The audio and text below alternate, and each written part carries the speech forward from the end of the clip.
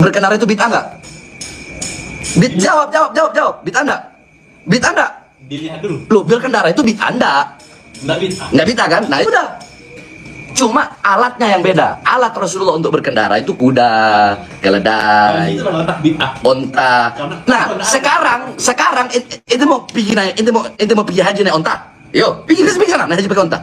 Terus itu mau bilang pesawat bid'ah, ini mau bilang mobil bid'ah. Bunda salah, pemikiran itu harus luas. Rasulullah berkendara, kita juga berkendara. Cuma alat untuk berkendara itu yang berbeda sehingga tidak bisa. Assalamualaikum warahmatullahi wabarakatuh. Alhamdulillah wassalatu wassalamu ala rasulillah. Allahumma sholli ala Muhammad wa ala ali Muhammad. Teman-teman yang dirahmati Allah subhanahu wa ta'ala, dari video tadi kita bisa melihat bahwa pemahaman Habib Bahar masalah bidah adalah masalah dunia. Padahal permasalahan bidah ini masuk dalam ranah agama. Pada video yang kita bagikan kali ini, kita simak penjelasan Ustadz Khalid Basalamah Hafizahullah. Simak sampai selesai. فبأي آلاء ربكما تكذبان. Kaidah mengenal bid'ah bagaimana dan ciri-ciri sesuatu bisa dikatakan bid'ah seperti apa. Yang Nabi SAW tidak contohkan, tidak juga dicontohkan oleh para sahabat, ulama umumnya masukkan dalam kategori bid'ah. Gitu kan? Dan ini masuk dalam perilaku-perilaku, perbuatan-perbuatan, perkataan. Ini masuk di dalamnya. Ini yang disimpulkan oleh para ulama tentang masalah itu. Tentu istilah bid'ah disebutkan dalam hadis Irbat. Hadis Nabi SAW yang masyhur, beliau mengatakan, alaikum bisunnati wa sunnatul khulafa rasyidin mahdina min ba'di addu alaiha bin nawajid. Ini hadis sahih yang ma'ruf, yang hampir semua umat Islam kalau belajar hadis tahu hadis ini. Kata Nabi SAW, berpegang pada sunnahku dan sunnah khulafa rasyidin setelahku, berpegang teguhnya walaupun dengan berpegang teguhlah pada keduanya walaupun dengan gigi geraham kalian. Lalu Nabi SAW berkata, wa iyyakum wa muhdatsatil umur, dan hati-hati dengan muhdatsat. Tahu muhdatsat itu apa? Hadatsa, ya. Muhdats ini artinya sesuatu yang baru. Hati-hati dengan perbuatan-perbuatan yang baru, yang tidak ada panduannya, tidak ada tuntunannya. Baru artinya tidak saya contohkan, tidak ada juga dalam khulafa rasyidin. Karena di awal hadis kan berpegang pada sunnahku dan sunnah khulafa rasyidin. Berarti yang dimaksud dengan muhdats di sini kembali kepada dua itu. Berpegang teguhlah pada keduanya walaupun dengan gigi geraham kalian, dan hati-hati dengan muhdatsat, baru-baru yang tidak ada dalam sunnahku, tidak ada dalam sunnah khulafaur rasyidin, gitu kan?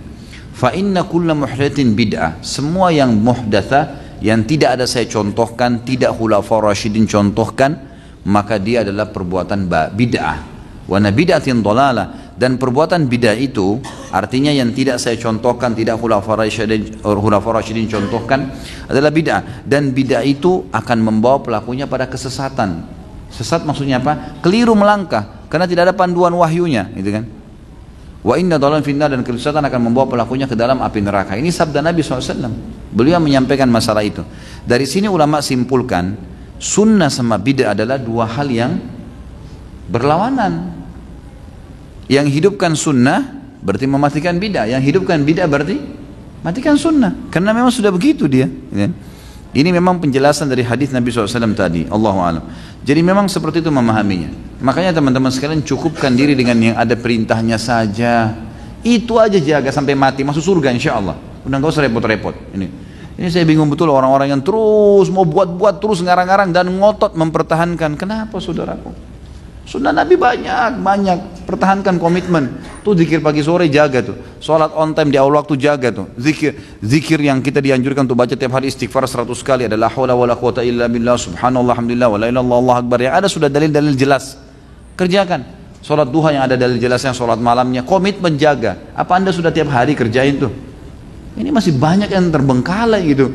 Jagokan ini, kenapa kok ribut dengan perbuatan bidah ini? Saya bingung gitu. Untuk apa gitu?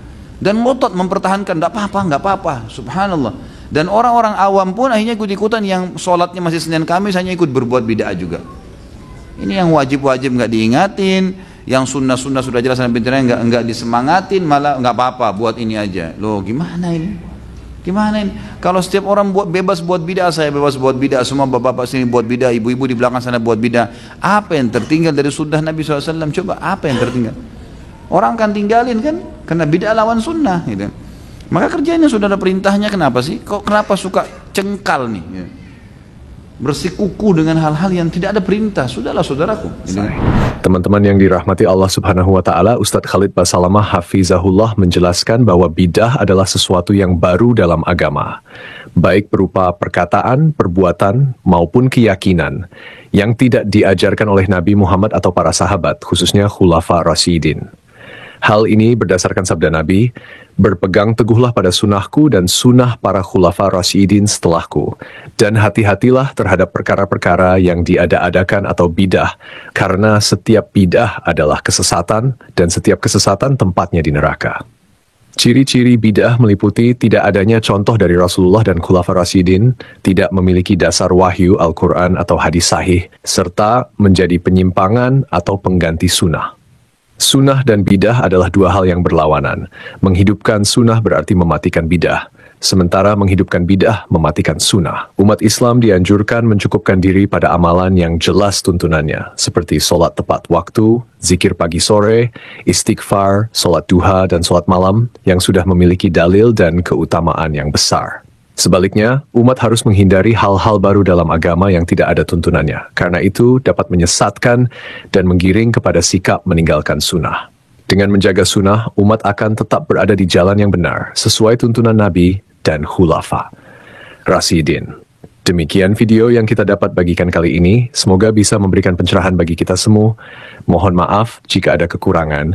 Barakallahu fikum. Assalamualaikum warahmatullahi wabarakatuh.